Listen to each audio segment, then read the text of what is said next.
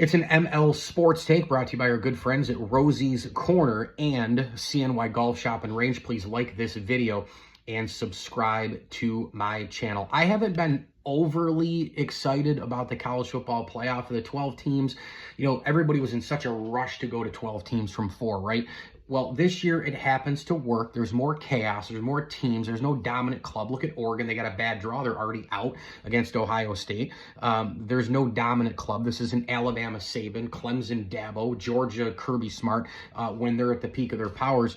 But 12 teams this year, it works for the college football world because with it being wide open and everybody having a shot, you had Boise and in Indiana. You had an Arizona State. You've got an Ohio State team that's now right there and playing the best football, I think, of the year, and a team that a lot of people thought could win the title from back in the beginning of the season. But who's to say that they can't lose to Texas? Of course they can. So, but what you have in this Final Four, and you would have had it if Oregon moved on, but not quite as much as an Ohio State. You do have it with Texas. You do have it with Ohio State. You definitely have it with Notre Dame.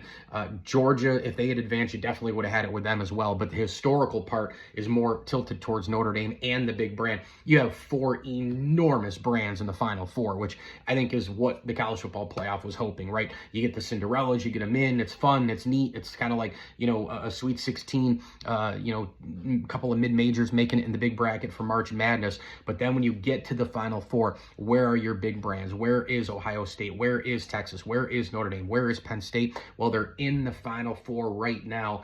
Cotton Bowl, Orange Bowl, winner to the championship. Winner to the championship. And let's see how this operates. But I have been thoroughly impressed with Notre Dame getting there. I think they're probably the one with the most impressive run just because they did have to go through Georgia. I know that, you know, they had the backup quarterback in Stockton, but still Notre Dame winning that game at the line of scrimmage. That game was over early.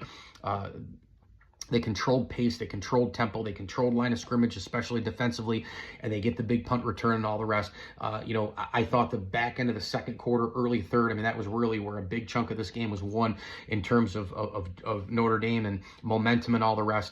Ohio State, I would have to also put in there as really impressive as well. I mean, they went out and beat Tennessee in the first round by 25, and then they buried Oregon as well. They're winning games by 20 or more and beat pretty good teams to get here. We did say that Oregon at the top of that bracket is the one. They had the tougher draw than you know, Georgia down there at the 2.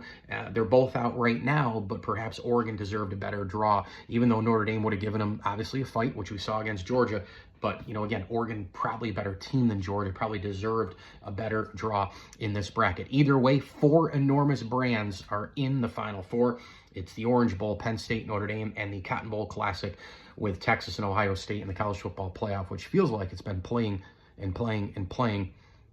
some more for the last 2 or 3 months. Honestly, it feels like it's been going on forever. Mike Lindsley with you here for an ML Sports Take. Thanks to the Allen Angus Pub, Welch & Company Jewelers, Platinum Auto Sales of Central New York, and Liverpool Physical Therapy. Also, we thank our partner friends as well, Brian and Nancy Miller, and the Camberary, Lewis, and Gutierrez families. As I always tell you, enjoy the games.